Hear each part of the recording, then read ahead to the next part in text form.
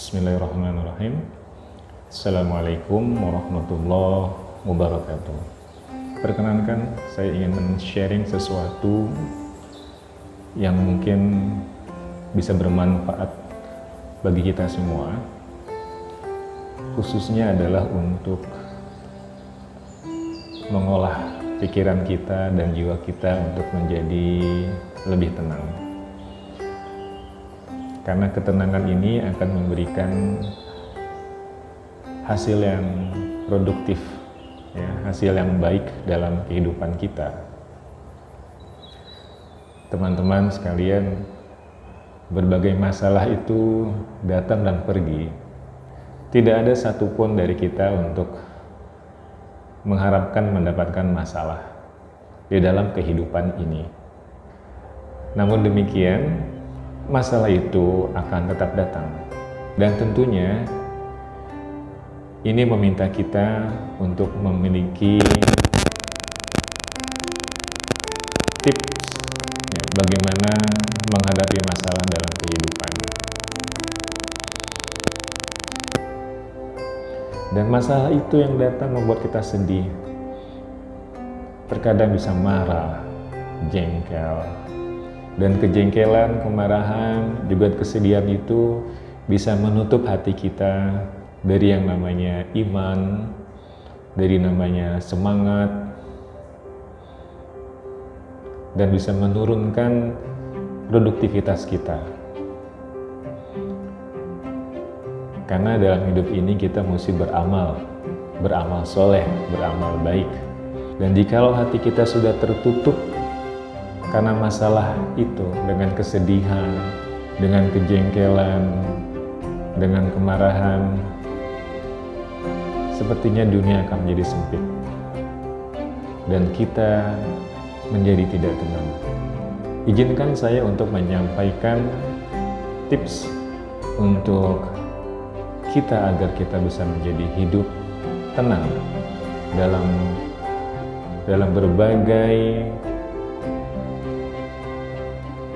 berbagai sesi kehidupan. Dan tentunya tips ini saya dapatkan dari teman-teman saya di Facebook, juga dari status WhatsApp dan sebagainya, yang saya rasakan ini sangat bermanfaat buat hidup kita. Ada 5 tips, dan itu saya rasakan benar-benar sepertinya baik ya, sangat baik dan manjur untuk kita aplikasikan, implementasikan dalam kehidupan kita. Tips yang pertama adalah don't worry. Jangan terlalu khawatir. Kemudian saya berpikir, kenapa tips yang pertama ini don't worry ya, jangan terlalu khawatir, sangat bermanfaat. Tapi iya loh, kalau saya renungkan dalam-dalam, kalau terlalu khawatir memang membuat hidup kita tidak tenang. Kenapa kita harus tidak khawatir? Jangan terlalu khawatir. Karena kita diminta untuk selalu menyerahkan diri kepada Allah Subhanahu wa Ta'ala, kepada Tuhan pencipta kita. Karena la haula wa la quwata illa billah. Tidak ada daya dan kekuatan selain Allah. Ketika kita mengedipkan mata, yaitu adalah sebenarnya kekuatan dari Allah.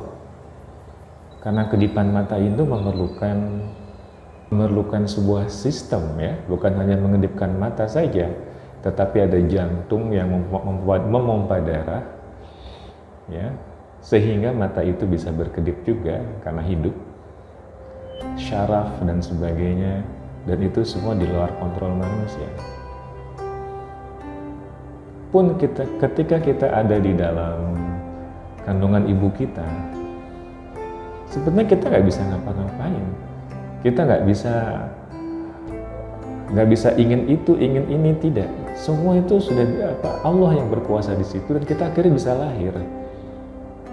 Alhamdulillah lahir dengan selamat. Terus jadi kenapa harus khawatir? Karena semuanya itu adalah kekuatan Allah. Karena kita selalu berharap kepada Allah. Allah lah yang Maha Kuasa dan menggenggam segalanya. Dan kedua adalah don't hate, jangan membenci. Terus terang, pribadi saya adalah banyak sekali gangguan dalam hati yang akhirnya mudah membenci seseorang.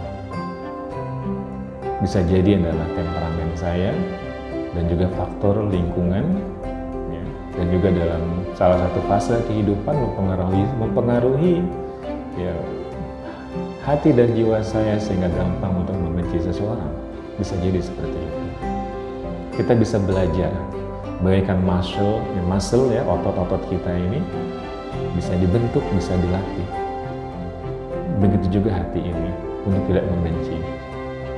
Pasti butuh waktu untuk merenung sejenak. Bila kita tiba-tiba benci seseorang, kita merenung, kita atur hati kita. Kenapa harus membenci? Karena dia adalah makhluk Allah. Dan dia tidak bisa mendatangkan kebahagiaan, tidak bisa mendatangkan juga nestapa, kehinaan pada kita. Karena Allah lah semua yang memberikan kebahagiaan itu. Sebagaimanapun dia jahat pada kita, karena Allah menghendaki kebaikan pada kita, kebaikanlah yang datang. Jadi kenapa harus membenci ya? Benar juga. Maka luar biasa tips yang kedua ini, jangan membenci. Tapi seperti mengolah tubuh, kita perlu waktu spesial. Bangun pagi kita mesti senam, itulah otot tubuh, dan otot ya kecintaan kita juga mesti diatur ternyata, agar kita bisa menyayangi mereka. Benar. Ya, karena bila kita menyayangi apa yang ada di bumi, insya Allah yang di langit pun akan menyayangi kita. Karena dengan hati yang tidak membenci, sepertinya hati itu akan bisa menjadi lapang. Ya, tidak ada pautan hati kita untuk selalu tertarik membenci ya, kepada dia. Ya, saya setuju dengan ini. Luar biasa. Semoga hati kita dijauhkan dari kebencian. Kita memohon kepada Allah agar apa yang ada di hati kita adalah hati yang luar biasa yang bisa menyayangi setiap orang. Amin. Kemudian yang ketiga adalah give more. Lebih banyak memberi. Ada kata memberi berarti lawan katanya menerima, gitu ya.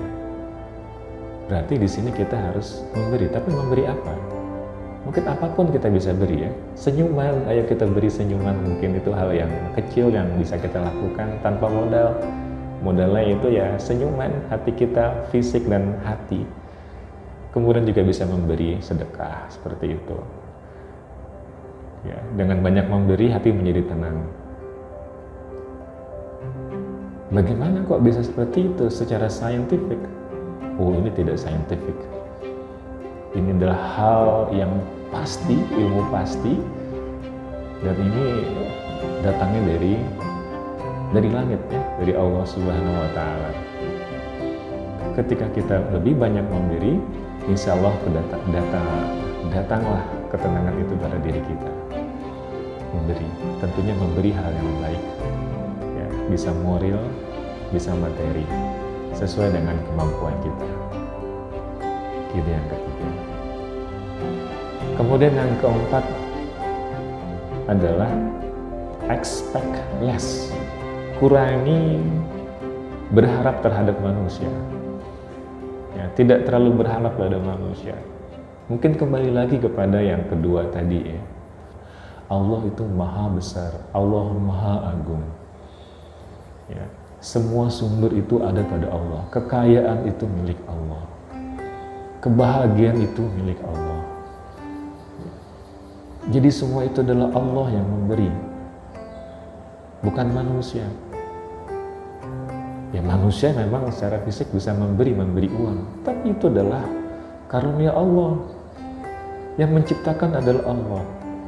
Yang menggerakkan hatinya adalah Allah juga. Yang memberikan harta padanya kemudian memberi pada kita juga Allah. Dan hati-hati setiap manusia adalah dalam genggamannya. Dan Allah maha membolak-balikan hati. Ya muqallibal qulub, tsabit qulubana ala dinik. Wahai yang membolak-balikan hati. Jadi Allah tuh membolak-balikan hati. Mungkin ada daripada kita ada yang patah hati karena ditinggal oleh seseorang. Ya, sudah. Jangan terlalu berharap.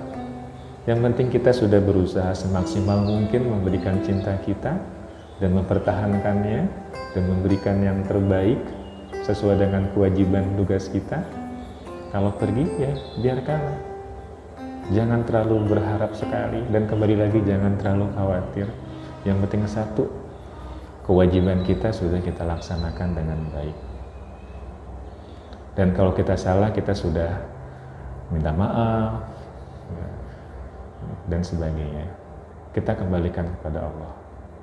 Ya, jadi jangan terlalu berharap kepada manusia, mengharapkan cinta, mengharapkan perhatian, mengharapkan rasa terima kasih, ya, mengharapkan ya segala-galanya.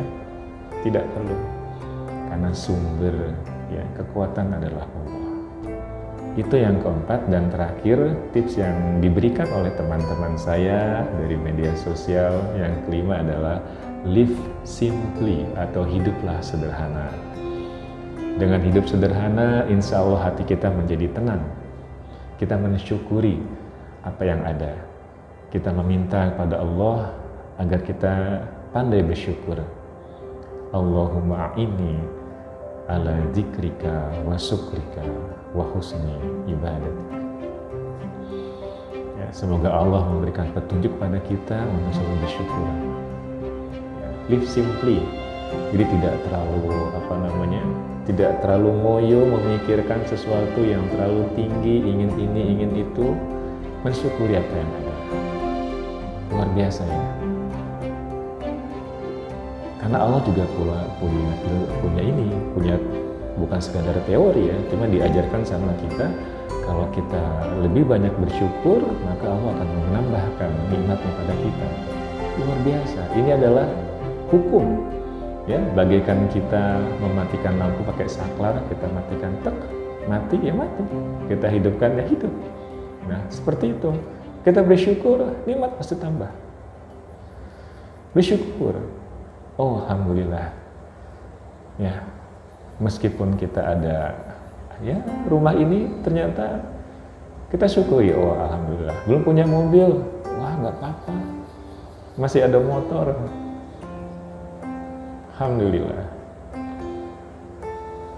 Wah gajinya segini, anaknya banyak, ya alhamdulillah, itu rezeki berkah, syukuri dan insya Allah bertambah. Tidak perlu khawatir. Ingat, nggak perlu khawatir. Ya, tetap kita berusaha sebagai amal ibadah, karena usaha itu adalah atau ikhtiar sebagai amal, ya, amal soleh yang dihitung pahalanya, dan semuanya itu kembali kepada Allah. Ya, kembali kepada Allah akan hasilnya. Masih ingat nggak kisah Nabi Ismail ya, yang akhirnya mengeluarkan air Zam-Zam pada saat itu? Ibunya ketika anaknya kehausan, ya, Ismail kehausan, ibunya mencari air, ya, dari bukit ke bukit yang lain, Safa dan Marwah bolak-balik, gitu. Wanita, dan ini adalah ibu yang solehah, yang pasti berdoa mengharapkan dari Allah yang akan air ini, dan si ibu berikhtiar. Yang penting ikhtiar sebagai amal soleh dan kewajiban. Sudah doa, sudah ikhtiar, dan ternyata apa? Bukan di bukit Safa, bukan di Marwah ketika dia lari kan, gitu. Tapi apa? Ternyata air itu muncul dari bawah kakinya Ismail alaihi salam. Dan sampai sekarang air itu masih terus ada ya, berkah berarti. Itu yang sampai sekarang saya memikirkan benar juga ya. Yang penting kita sudah maksimal berdoa, berikhtiar. Ya, semoga 5 tips ini bisa memberikan pribadi bagi saya manfaat yang banyak agar hidup saya lebih tenang dan juga pada teman-teman sekalian. Ya, semoga saya dan juga teman-teman yang menonton ini ya menjadi hamba Allah yang selalu mendapatkan hidayah, petunjuknya, cahayanya, keselamatan di dunia wal akhirah, dan juga ketenangan hidup. Kita saling mendoakan. Bukan berarti saya lepas dari masalah. Tidak. Justru seperti ini, sharing seperti ini adalah menguatkan diri saya untuk lebih menjadi tenang hidupnya, dan juga bisa menyampaikan menjadi amal jariah buat teman-teman sekalian. Itu saja teman-teman sekalian. Subhanaka Allahumma wa bihamdika asyhadu an la ilaha illa anta astaghfiruka wa atubu ilaik. Wabillahi taufiq wal hidayah. Assalamualaikum warahmatullahi wabarakatuh.